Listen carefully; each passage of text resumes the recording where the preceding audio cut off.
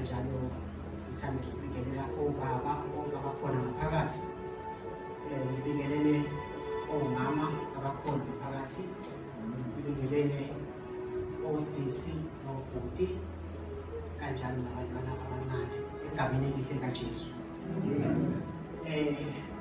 Eseshilo kubaba ome ngaphambili ubaba uNgcobo owaphela lapha emalangeni.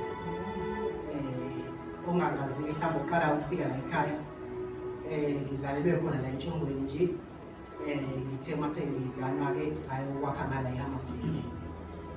Kodwa konke nje kwenzeke la ngoba ngisho ngomshini ngakho la enkunje yozamoya. Ngahamba-ke ngayo la ngithe ngise-1 ngo-2014. Impilo yami yayisemzimeni. uNkulunkulu wawuzivela nami owamundeni wayesizuze yamphila.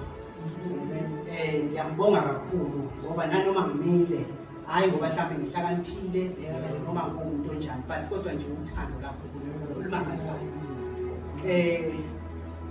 uNkulunkulu-ke uyasithanda bazalwane, uyasithanda nje kakhulu. Kade ngibheka kulezi insuku ukuthi sazi kanjani kaNkulunkulu ukuthi uyasithanda. Yeke ngathi ngivula izwi nje kwaqhamuka izwi lithi ilapha encwadini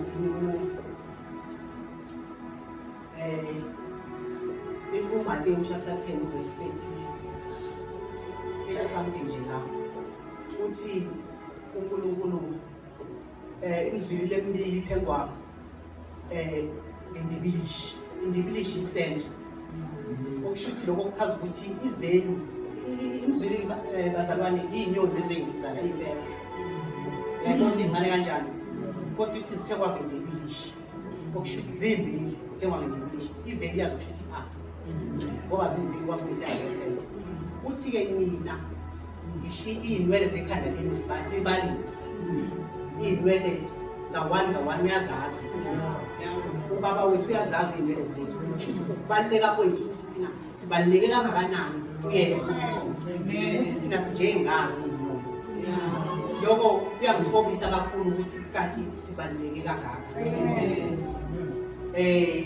Ngeke kube ngeke bazalwane. Ngizoba mfishane nje ngizokwenza iphozo yesimo nethi izwi ngifafishane. Ngizothanda ukuthi sivule encwadini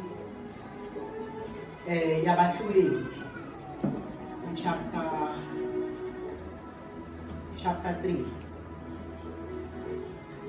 Bahluleli chapter 3 sizofunda verse 1 no 2. Verse 1 and 2. Abahluleli chapter 3, verse 1. Lezi ziyizizwe aziyekile kuJehova ukuba amvivinye ngazo uIsrayeli. Bonke abakwa-Israyeli ababengazi impi eKhenani.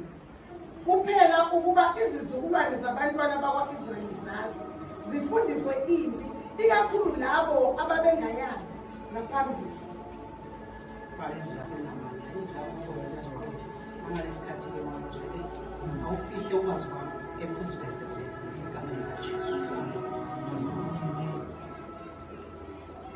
Hallelujah. Amen.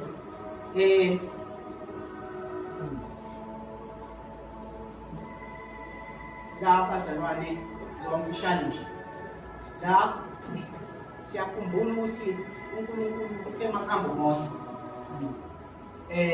wayesefika kuJoshua. uJoshua ufike kuyena wayesekhuluma kuJoshua ukuthi Joshua, incwadi yami isifile, wena-ke manje usuzohola abantwana bakwa-Israyeli bayise kuleli izwe lesithembiso engibathembisele wona. Uma ifike empilweni kaJoshua, ngiyacabanga ukuthi uJoshua waba nayo ukuzayo ukuthi kambe ngizokwenza kanjani.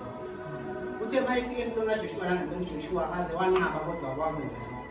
Bahola-ke abantwana bakwa-Israyeli. Engikubonayo uJoshua ekwenza ukuthi kuphela wayebambeleleke noNkulunkulu. Lithi iBhayibheli izizwe zonke ayefika kuzona wayefike uNkulunkulu yena phela uNkulunkulu wayenikelela esandleni sikaJoshua. okusho ukuthi uJoshua yena ngokwakhe wayengenawo amandla, kepha amandla wayewathola kuNkulunkulu ukuthi anqobe lezi zizwe. Bese ivesi kade sifunda la uvesi 1 kule ncwadi siyifundayo lithi uNkulunkulu wayeyekelela khona izizwe angayisusanga. Lezi zizwe angayisusanga wayeyekelela ngamasibomu ukuthesta uIsrayeli. Ukuze abone uIsrayeli ukuthi umethemba kangakanani. Empilweni zethu-ke bazalwane kunezinto uNkulunkulu angayisusi, hayi ngoba mhlawumbe engasithandi, kodwa ngoba i-test.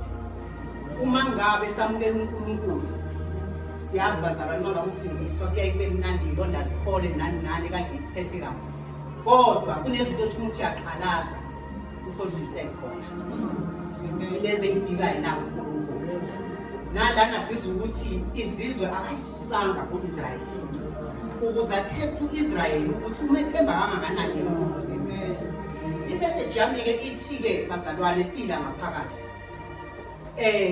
Asingaphumi ngoba siney'nkinga esinazo sibone ukuthi ayisuki noma sesisebenzisile, kepha asihlambe.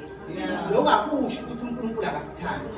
Zikhona iy'nkinga, zikhona izinto esiy'lwayo sabazalwane, kodwa singasikhiphi la. Uvuka ukuthi ngelinye ilanga uJesu wathi kubantwana kubafundi bakhe asikweleni bawele. Bathi bephakathi nolwandle, lithi nje iBhayibheli ngesikhathi esuku uJesu wayekhona ngokwalana. Wahamba umkhumbi, uthe uma uhamba umkhumbi usuphakathi naphakathi kwasivunguvungu. Evunguvungu ngilapho kunokulibala engikubonayo okwenzeka kubafundi ukuthi kambe siphethe kahle. Ile nto eyenzeke empilweni zethu nathi kuyenzeka silibale ukuthi kambe thina sinoJesu. Uthuke ezinye izinto usufuna ukuyibambela wena kanti sinoJesu. Nabo abafundi bakaJesu baba nabo ukukhohlwa ukuthi kambe la siphethe base kungena amanzi, baba nokudideka. Kodwa-ke sithola ukuthi babuye bakhumbule ukuthi baba naku sisho naku sifa walala wavuka. Ngithi-ke mina khumbula ukuthi konke la uhamba khona, zonke iy'nkinga ohlangabezana nazo awuwedwa, unoJesu. Uma zingabe zivuka izinto ngoba ziyavuka khona ususindisiwe, makungaphumi la endlini ngoba ngaphandle kubi kakhulu. Ila kuphuma khona ngaphandle bazalwane, uNkulunkulu uyayazi ngaphandle kubi. Uyazi ukuba senkosini bazalwane sengifakaza ukuba senkosini kuhle, uyakwazi ukubona izinto ezinhle uNkulunkulu akwenzela zona. Ukuba lapha ngaphandle awuboni. Ngikhuluma nje namhlanje uma ngibuka umndeni wami ngiyajabula, ngiyabusiseka. Uma ngabe ngibuka unkosikazi wami, uma ngibona iy'ngane zami kuyangithokozisa lokho. Ukube ngilapha ngaphandle ngaba ngiyibona ukuthi kanti ngibusisiwe kanje. So ngithi-ke bazalwane imeseji yami awungaphumi la endlini, hlala khona la endlini ngoba ngaphandle. Sisonke nje ungadingi uvulele uJoshua chapter 3 no chapter 2 ivesi lokugcina nje 18 uvesi 18 chapter 1 ivesi lokugcina chapter 1 sengihlala phansi nje bazalwane.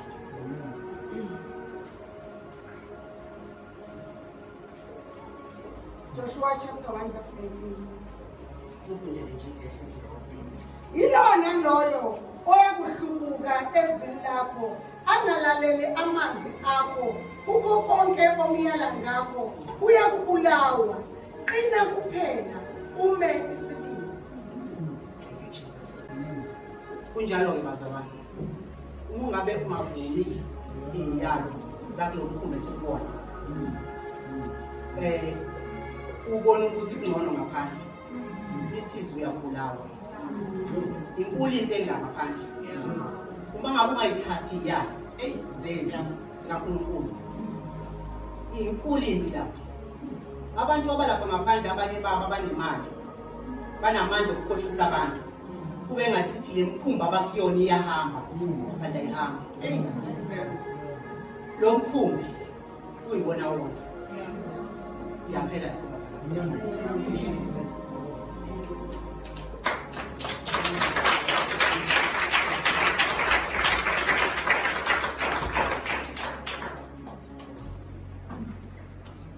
Haleluya. Ungasuki la ukhona. Noma izinto zingaqhamuka kodwa ungasuki, themba yena egameni likaJesu. Baba, siyabonga izwi lakho ngokungcwele. Nkosi, ukhulume kahle baba wethu namandla. Simele ukulinda wena, simele ukuma kuwe, simele ukukholwa kuwe egameni likaJesu. Uphumulo lonke lwakho, umntwana wakho Nkosi. In Jesus' name, amen.